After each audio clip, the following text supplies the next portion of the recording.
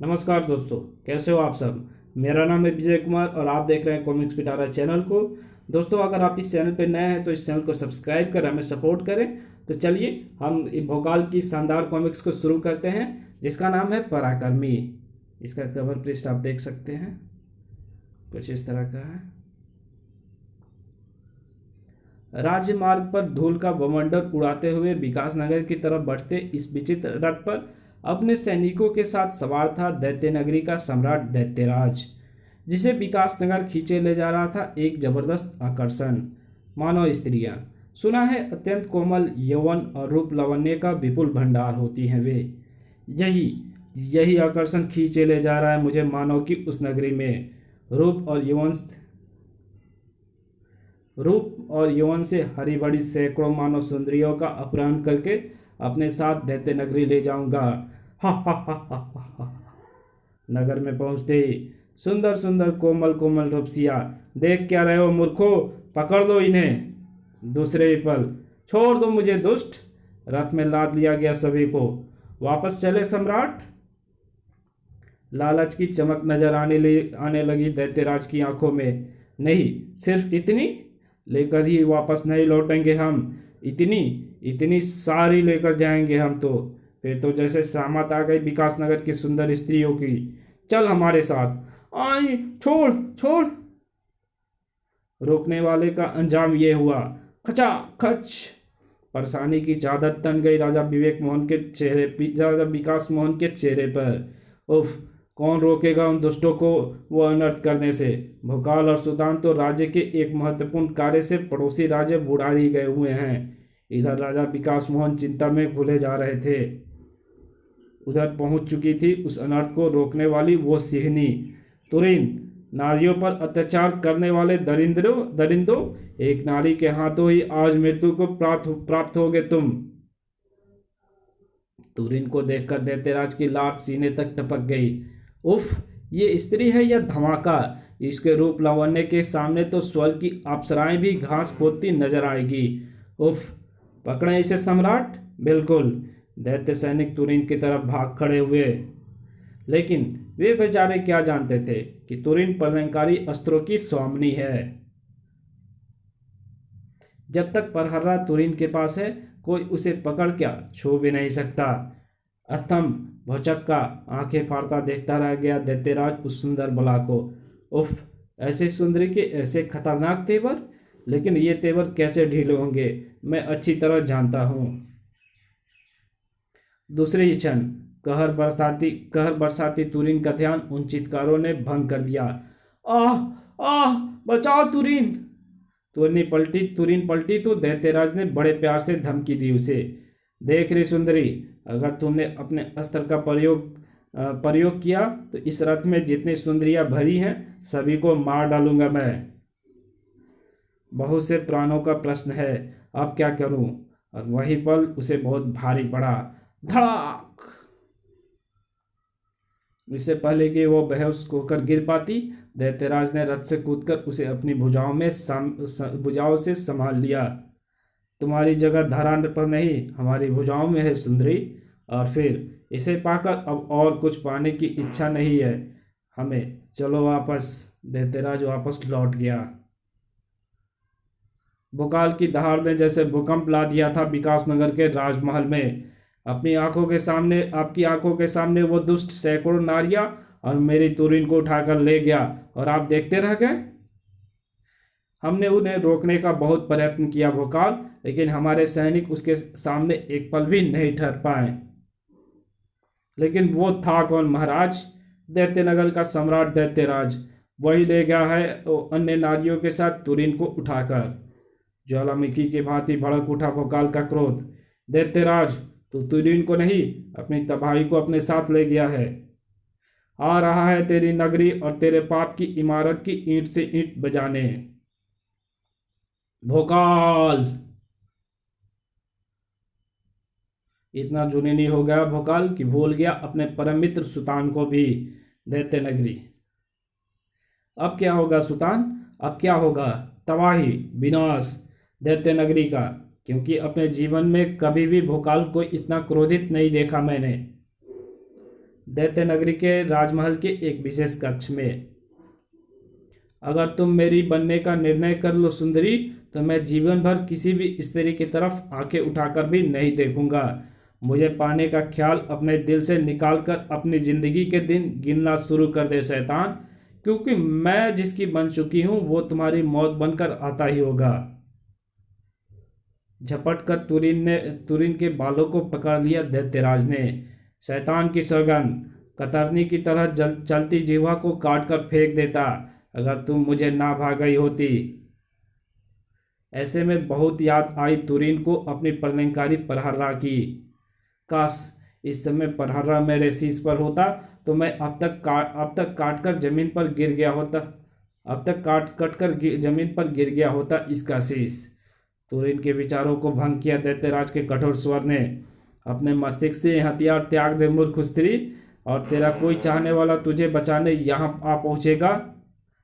अपने मस्तिष्क से ये विचार त्याग दे मूर्ख सुंदरी कि तेरा कोई चाहने वाला तुझे बचाने यहाँ आ पहुँचेगा। ये आदमखोरों की दैत्य नगरी है। अगर मनुष्य इसे सपने में भी देख ले तो उसके सांसें बंद होना आरंभ हो जाती है। कोई मनुष्य भूल से भी इधर आने की नहीं सोच सकता, क्योंकि पूरा विश्व जानता है कि दैत्य नगरी तक साक्षात देवता भी नहीं पहुंच सकते। दैत्य नगरी के सजग प्रहरी उन्हें भी मृत्यु की गोद में पहुंचा देंगे। तभी आपके बड़े भाई हेमराज पधार रहे हैं सम्राट। बड़े भैया हेमराज, उन्हें यहाँ आदर से ले आओ। अच्छा जी। सोचने का अवसर मिल गया तुरीन को। जाने भोकाल कहाँ होगा, उसे मेरी खबर लगी भी होगी या नहीं। जाने अपनी तुरीन को बचाने वो आएगा भी या नहीं। तुरीन के ख्यालों में बसा भोकाल ज्यादा दूर नहीं था उससे। यही है दैत्य नगरी, जिसकी धरती आज लाल होगी दैत्यों के लहू से। जाने कहाँ होगी मेरी तुरीन। भोकाल के पांवों ने छुई दैत्य नगरी की धरती। इसी के साथ जैसे जलजला आ गया। वो नाग थी, उस जलजले की जन्मदाता, जिसके स्वामी का नाम था नकफेड़ू। बड़े बड़े कहर ढाए हैं मैंने अपनी नाक से, और आज इस नाग के कहर का शिकार बनेगा तो। उफ! बला किसी तेजी से नाक से छूटी आग से बचा था भोकाल, और किसी घायल सिंह के भांति क्रोध से चिंगाड़ उठा था। आज के बाद तुम्हारी नाक के कहर का शिकार कोई नहीं हो पाएगा नकफेड़ू, क्योंकि आज ये नाक सदा के लिए कहर उगलना बंद कर देगी। धड़ाक! तीर सा सनसनाकर वार किया था भोकाल ने। नकफेड़ू की नाक का कचुम्बर निकल गया था। हाय मेरी नाक! अपनी नाक के दुख को भुलाकर भोकाल की तरफ पलटा नकफेड़ू। तेरे सैकड़ों टुकड़े करके दैत्य कुत्तों को खिलाऊंगा कीड़े। भोकाल के टुकड़े करने लपकी नकफोड़े की विचित्र तलवार टकराकर रह गई भोकाल की तलवार से। टन! और फिर ये गंदे हाथ तलवार थामे अच्छे नहीं लगते। खच! और ये बदसूरत थोबड़ा बकवास करते अच्छा नहीं लगता। नकफेड़ू के हलक से उबली अंतिम चीख मानो पूरे दैत्यनगर में गूंजती चली गई। ये तो नकफेड़ू की आवाज़ है। लगता है कोई घुसपैठिया यहाँ आ पहुँचा है। आओ देखे जल्दी। वो रहा। आओ साथियों, आज बचकर नहीं जाना चाहिए। ये सैकड़ों मेघों की गरजने सी गरजती भोकाल की दहाड़ में। मैं नहीं, तुम में से एक भी नहीं जा पाएगा यहाँ से। भोकाल ने अपनी ढाल घातक और प्राणलेवा हथियारों के सामने कर दी। ठक धाड़ ठक! और अपनी तलवार का कहर बरसा दिया। जिधर घुमा भोकाल की प्रलयंकारी तलवार, उधर तबाही मचा दी उसने। खच खचाक! लेकिन भोकाल के हाथ में तलवार ज्यादा देर नहीं रह सकी। तार! उस प्रलयंकारी तलवार के सामने आकर गाजर मूली की तरह कट रहे थे, लेकिन भोकाल के हाथ में तलवार ज्यादा देर तक नहीं रह सकी। और अब बहुत घिनौने ढंग से मरकर अपने मृत्यु देवता के पास पहुंचेगा तू कीड़े। दंदनाती हुई मौत बढ़ी भोकाल की तरफ। लेकिन भोकाल ने न केवल मात दी उस मौत को, बल्कि अस्त्र उन्हीं के हाथों में अच्छे लगते हैं जिनकी भुजाओं में उन्हें संभालने का बल और पराक्रम होता है। अब वो विचित्र अस्त्र भोकाल के हाथ में था, लेकिन अभी समझ भी नहीं पाया था कि मैं देखता हूँ कितना पराक्रम है तेरी भुजाओं में और कितनी जान है तेरी शरीर में। आह, भोकाल का पराक्रम देखेगा? ले देख। आह, खच। देख, उस विचित्र अस्त्र के साथ ही भोकाल दैत्य सैनिक को दूर उछाल दिया, जिसकी पीठ पर सवार होकर भोकाल ने मौत का तांडव मचा दिया। वो महल के अंदर की तरफ जा रहा है। महल का द्वार बंद करो, रोको उसे। भोकाल को ठीक सामने बंद हो गया महल का मजबूत द्वार। धम। अब मुझे साक्षात यमराज भी नहीं रोक सकते। वो दीवार की तरफ भाग रहा है, अब वो जरूर रुकेगा। अगले ही पल फटी की फटी रह गई देखने वालों की आंखें, क्योंकि भोकाल ने वो कर दिखाया एक हैरतअंगेज और अद्भुत कारनामा। उफ, उसने प्राणी को महल की दीवारों से कूदा दिया, लेकिन इस तरह वो नहीं बच पाएगा, क्योंकि दीवार के उस पार उसकी मौत उसका इंतजार कर रही है। सही कहा था उस दैत्य ने। उफ, नीचे बड़े बड़े भाले सचमुच। दूसरी तरफ मौत अपना भयानक जबड़ा खोले खड़ी थी। उफ, नीचे बड़े बड़े भाले गड़े हुए हैं। उफ, मृत्यु के उस जबड़े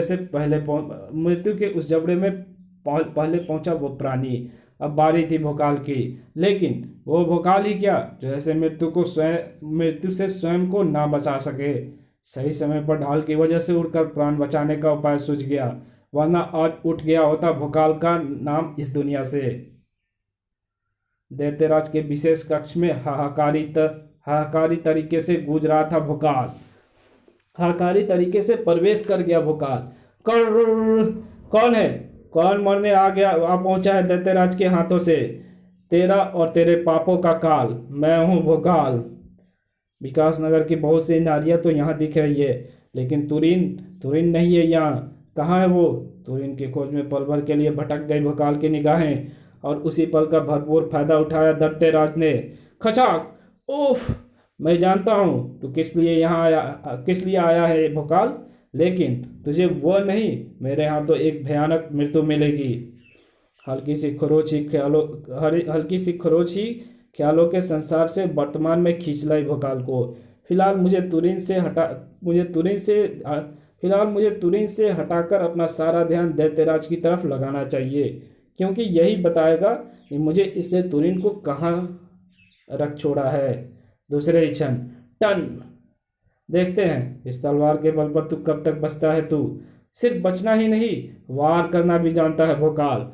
आह, दैत्यराज के गिरते ही भोकाल ने दिखाया अपने शरीर में भरी बला की पूर्ति का वो नमूना। खटाक।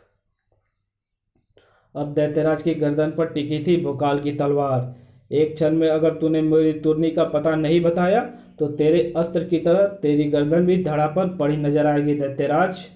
चट्टानों के कलेजे को भी कंपा दे, ऐसी आवाज निकली थी भोकाल के कंठ से।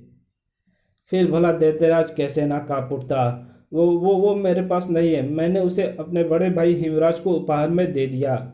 मंत्रमुग्ध सा देखता रह गया था वो उसे, क्योंकि जैसे ही उसने मेरे विशेष कक्ष में प्रवेश किया, वैसे ही उसकी दृष्टि उस पर पड़ी थी। अद्भुत, आश्चर्यजनक, ऐसी अनुपम सुंदरी हिमराज ने आज तक नहीं देखी। ये बढ़ाएगी हिमराज के महल की शोभा। इसे अपने साथ हिम पर्वत ले जाएंगे हम। एक तो वो मेरे बड़े भैया, ऊपर से बेहद खूंखार और भयानक। भला कैसे मना करता मैं उन्हें। देनी ही पड़ी मुझे वो रूपसी उन्हें उपहार में। और कोई शब्द नहीं निकाल पाया दैत्यराज के हलक से, क्योंकि उसके हलक में ठूस दी गई भोकाल ने अपनी वो तलवार। वो भोकाल की जान थी दुष्ट, कोई उपहार में देने वाली वस्तु नहीं। दैत्यराज की यही लीला समाप्त करके वापस लौटा भोकाल। सब तैयार हो जाओ, तुम सब वापस अपने अपने घर को लौट रही हो। सभी को दैत्य नगरी से दूर छोड़ने के बाद अगर तुरीन नहीं मिली, तो पूरे हिम पर्वत पर हिमराज की लहू की वर्षा होगी। हिम पर्वत, जिसका जर्रा जर्रा गुलाम था उस दैत्य का, जिसे हिमराज के नाम से जाना जाता है। उसी हिमराज की सर्द एवं कठोर आवाज से कांप रहा था इस विचित्र स्थान का संपूर्ण वातावरण। क्यों अपने कोमल जिस्म पर अत्याचार कर रही हो सुंदरी? मान जा मेरी बात, स्वीकार कर रहे हिमरानी बनना, वरना हिम की इस कैद में ठिठुर ठिठुर कर मर जाएगी तू। तो जैसा पापी राक्षस को गले लगाने से मृत्यु को गले लगाना अच्छा समझती हूँ मैं। गला फाड़ कर हंसा हिमराज। हा हा हा हा हा, इस कष्टदायक मृत्यु से मरना इतना आसान नहीं है सुंदरी, तुझे मेरा प्रस्ताव स्वीकार करना ही होगा। हा हा हा हा। अचानक चौका ठाका लगाता हिमराज। ये तरंगों का संकेत, इसका तात्पर्य है किसी ने हिम की धरती पर पांव रखा है। कौन है वो? किसकी मृत्यु खींच लाई है उसे हिम पर्वत पर? भोकाल, कालों का काल भोकाल था वो, जिसने हिम से भरी धरती पर कदम रखे ही नहीं थे, बल्कि आगे भी बढ़ा लिए थे। उफ, विशाल हिम पशु। लेकिन भोकाल के आगे बढ़े कदमों को रोक दिया जिसे देखकर रूहें फना हो जाए अच्छो अच्छो की। उफ, विशाल हिम पशु। भोकाल का काल बनने के लिए बढ़ा दिए गए उस हिम पशु ने अपने कदम, लेकिन शानदार तरीके से बचा गया भोकाल अपने आप को। और ये आक्रमण तुझे इतना महंगा पड़ेगा कि ये शायद तूने सोचा भी नहीं होगा। खचाक! डकारते नीचे गिर पड़ा वो हिम पशु और जलविन मछली की भांति छटपटाने लगा। गर्र! ले, ये हुआ तू सदा के लिए शांत। यो दिलाई भोकाल ने उससे छटपटाहट से मुक्ति। फटी फटी आंखों से देखा था भोकाल के पराक्रम को हिमराज ने। उफ, भयंकर हिम पशु को मार डाला उसने। बहुत शक्तिशाली है ये, और ऐसे हिमराज का शिकार करने में हिमराज को बहुत मजा आता है। तुरंत ही हुर्राक! अनोखे अंदाज में हवा में लहराए हिमराज के अनोखे अंदाज में हाथ हवा में लहराए हिमराज के। इसी के साथ फट पड़ी भोकाल के कदमों के नीचे से बर्फ की धरती। संभल भी ना सका भोकाल कि चल पड़ा काल के रास्ते में। प्रसन्नता तांडव करने लगी हिमराज के चेहरे पर। हिम की गहरी खाई में जा गिरा है वो। अब मुझे प्रबंध करना है इस खाई को ही इसकी समाधि बनाने का। इस बार भी अनोखा ही था हिमराज के हाथों के हिले का अंदाज, जिसका परिणाम वो निकला। हिम की धरा में उत्पन्न खाई स्वयं ही बंद होना शुरू हो गई। खाई में काफी नीचे हिम की दीवार में उभरे एक मोटे हिमशैल को पकड़े लटका भोकाल कांप उठा था। अगर मेरी ढाल हाथ से छूटकर ऊपर ही ना गिर गई होती तो मैं उड़कर निकल सकता था। खाई की दीवार एक दूसरे की तरफ बढ़ रही है, इसके आपस में मिलते ही कचूमर निकल जाएगा मेरा। उफ, कोई साधन नहीं दिख रहा है। कैसे बचूं मैं इस साक्षात मृत्यु से? भयंकर ठंड से भी पसीने से नहा उठा था भोकाल। इधर ऊपर उस सुंदरी की सहायता के लिए आया वो पराक्रमी काल के गाल में समा गया। प्रसन्न कर देता हूँ उस सुंदरी को ये सूचना देकर। ऐसा ही है सुंदरी, वो पराक्रमी जिसे तुम भोकाल का नाम दे रही हो हिम की कब्र में दफन होकर रह गया है। मानो जमाने भर की बिजली आ गई तुरीन पर। नहीं नहीं, ऐसा नहीं हो सकता। मेरा शुभचिंतक मेरा भोकाल नहीं मर सकता। अब तो मेरा कहना मान और स्वीकार कर ले मेरी भुजाओं में आना। नहीं! क्रोध भर आया हिमराज की बड़ी बड़ी आंखों में। अब तो तुझे मेरी बनना ही होगा सुंदरी, मर्जी से नहीं तो जबरदस्ती से। तुरीन की तरफ बढ़ा हिमराज कि तभी कांप उठा पूरा हिम पर्वत उसी गर्जना से। रुक जा हिमराज, अब जो तूने एक भी कदम आगे बढ़ाया तो भोकाल की परलय टूट पड़ेगी तुझ पे। भोकाल, तू जीवित है अभी भोकाल? हाँ, जीवित हूँ मैं, इसलिए क्योंकि अपने पराक्रम के बल पर तोड़ आया हूँ मैं मृत्यु के उस शिकंजे को जिसमें तू मुझे फंसाकर आया था। और ऐसा मैंने किया था उस पेड़ के मोटे तने की सहायता से, जो मेरी किस्मत से मेरे साथ ही हिम की खाई में जा गिरा था। पेड़ का यह मोटा तना दोनों दीवारों को आपस में मिलने से कुछ समय तक रोक सकेगा, और वो कुछ समय मेरे लिए काफ़ी होगा इस मौत की खाई से बाहर निकलने के लिए। जल्दी मौत को मात देने में सफल हो गया मैं। दाद दिए बिना ना रह सका भोकाल के पराक्रम की हिमराज। तू सचमुच पराक्रमी है भोकाल, लेकिन तेरा पराक्रम तुझे रीछा के हाथों मरने से नहीं बचा पाएगा। रीछा! हिम का सीना फाड़कर बाहर आया वो भयंकरता का पुतला हिमराज की पुकार पर। सुरसा सा मुंह फाड़ भोकाल की तरफ बढ़ा रीछा। मेरा मांस को खाने के लिए खुजाते तेरे दांत को खाने को मिलेंगे मेरी तलवार के वार। खच। बाबला हो उठा चोट खाया रीछा ने। उफ, मेरी तलवार। रीछा पर वार करके तूने अपनी मौत को बहुत जल्दी बुला लिया है भोकाल। घूमकर रह गया भोकाल का सिर, लेकिन मस्तिष्क नहीं घूमने दिया उसने। तलवार हाथ से छूट चुकी है, इसलिए इसे हथियार बनाना होगा। विद्युत की सी तेजी का प्रदर्शन करते हुए खींच लिया भोकाल ने वो लकड़ी का टुकड़ा। और उफ, लकड़ी का इतना मोटा टुकड़ा चूर चूर हो गया और इस दरिंदे को कुछ भी नहीं हुआ। धड़ाक। रीछा ने भी किया एक बार। तड़ाक। दूर तक लुढ़कनियां खाता चला गया भोकाल। लुढ़कनी खाते हुए भोकाल के हाथ लगा कुछ। ये क्या, मेरी तलवार? ठीक तभी गरजता हुआ आया रीछा। आ दुष्ट, अब तेरी खैर नहीं। घुसेड़ दी भोकाल ने सारी शक्ति लगाकर पूरी की पूरी तलवार रीछा के सीने में। पछाड़ खाकर गिरा रीछा हिम की धरती के सीने पर, कभी ना उठने के लिए। रीछा के मृत्यु ने जैसे पागल कर दिया हिमराज को। तो नहीं बचेगा भोकाल। विशेष अंदाज में तेजी से घूमते चले गए उसके हाथ। इसी के साथ खौफ लहरा उठा भोकाल की आंखों में। उफ, हिमराज के इशारे से हिम पिघलनी शुरू हो गई है। अब कुछ ही पलों में ये शीत जल का विशाल समुद्र लहरता नजर आएगा। सब कुछ लील जाएगा। मुझे तुरंत को यहाँ से लेकर निकलना होगा। लेकिन सब उससे पहले समाप्त करनी होगी परहरा को लेकर भागने का प्रयत्न करते इस शैतान की इस लीला। लेकिन भोकाल हिमराज का पीछा ना कर सका, क्योंकि उसके कदमों से बेड़िया बनकर लिपट गई तुरीन की पुकार। भोकाल, बचाओ मुझे। उफ, तुरीन के नीचे का हिम जल बन चुका है और उसे बचाना होगा। सब कुछ भूलकर अपनी तुरीन को बचाने में जुट गया भोकाल। तुरीन को संभाला ही था भोकाल ने कि हिम पर्वत पूरी तरह पिघल चुका है। भोकाल, बचो। सुरक्षित ऊपर पहुंचकर दूसरे क्षण अपने ढाल के बल पर हवा में लहरा उठा भोकाल। सुरक्षित ऊपर पहुंचकर अब देखना है उस हिमराज को जो तुम्हारा प्रहरा लेकर भाग निकला है।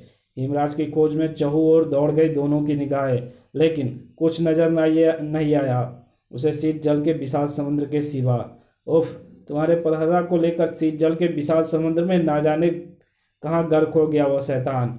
प्रहरा के खो जाने से दुखी था भोकाल, लेकिन जो खुशी प्रहरा की स्वामिनी को मिली थी उसके सामने प्रहरा के खो जाने का दुख एकदम नगण्य था उसके लिए। मुझे इस बात का दुख नहीं है भोकाल कि प्रहरा खो गया। मुझे इस बात की खुशी है कि मेरा भोकाल मिल गया मुझे, और अपने एक भोकाल पर सैकड़ों प्रहरा न्यौछावर कर सकती है तुरीन।